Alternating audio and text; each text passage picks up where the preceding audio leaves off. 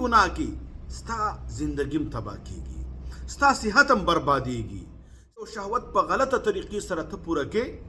نو هغې کې به حقیقي مزه نه وي. الحمدلله والصلاة والسلام علی سید الانبیاء. نن یو ملګري میسج کړی و چې ګناهونه رانه ډېر کېږي او د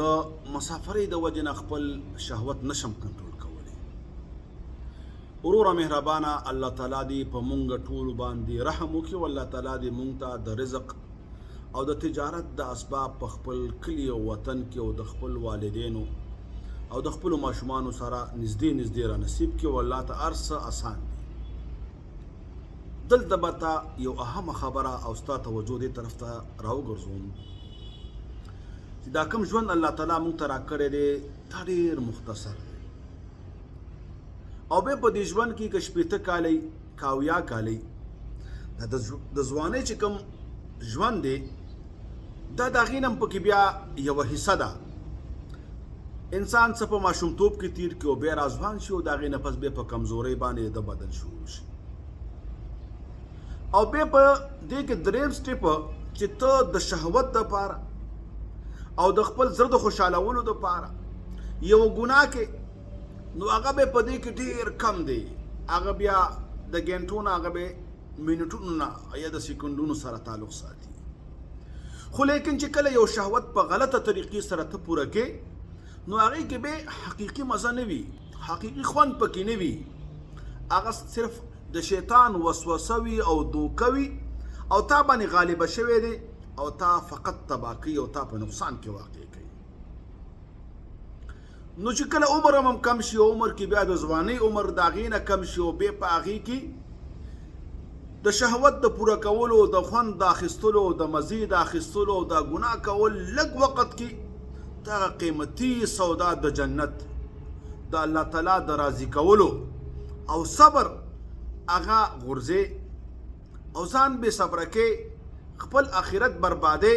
خپل قبر تباه کې او بیا په دې ګناه کې ستا زندگی هم تباه کېږي، ستا صحت هم بربادېږي، ستا د مخ رونق هم ضایع کېږي، ستا دنیا او آخرت دې سره تباه کېږي. صبر کوه او د حدیث مطابق چې کله دی بیبي د نه لرې ده یا دې واده نه دی کړی او اسباب نه برابرېږي نو بیا نبی پاک فرمایي روژې ونیسئ او خصوصا الله ته متوجه شئ. چې کله هم داسې غلبه راځي، شیطان در باندې غالبه کېږي او دس کوئ، مونځ کوئ، الله نه سوال کوئ او دا یاد وساته ان مع العسر یسرا، دا سختی به راځي، دا یو امتحان دی د الله تعالی د طرف نه. تا ګوري چې دا زما بنده څومره صبرناک دی، زما حکم څومره مني او دې ته نظر کوه چې رب العالمین ما ګوري او دې نه هم یېرېږه چې اصلا په دې حالت کې ما ته مرګ رانه شي. دا ټولې خبرې چې کله ته مخې ته کېدي والله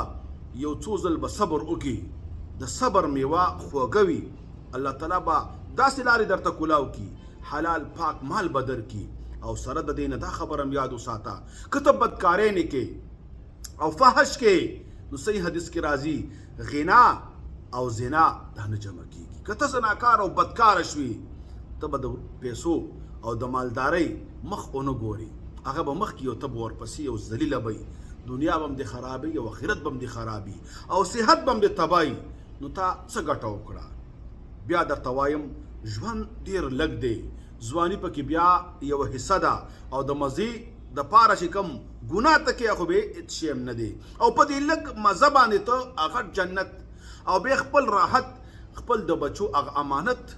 دا خو لوی نقصان کې. الله تعالی دې وکړي چې په دې خبرو باندې ته پوه شوي، الله تعالی دې زموږ حفاظت وکړي. موږ هم ګناهګار یو، مسافرې د مسافرو دعاګانې قبولېږي، موږ په خپلو دعاګانو کې یاد ساتئ. موږ کوشش کوو څوک چې موږ ته میسج وکړي، پیغام راولېږي، موږ د هغه نوم نه اخلو، د هر چا عزت په موږ ګران دی، د هغه وایس موږ واورو فورا یې ډیلیټ کړو، موږ ستاسو په خدمت کې یو. الله تعالی دې وکړي چې زموږ نه امت ته فایده ورسېږي. هغه ملګري مختلفو ملکونو نه د زړه د درد پیغامونه رالیږي، الحمدلله ډېر په آخره کې تسلي بخش شي، خوشحاله شي او موږ هم خوشحاله شو چې یو مؤمن مسلمان ته زموږ د طرف نه څه فایده ورسېږي. واقول قولي هذا استغفر الله لي ولكم ولسائر المسلمين.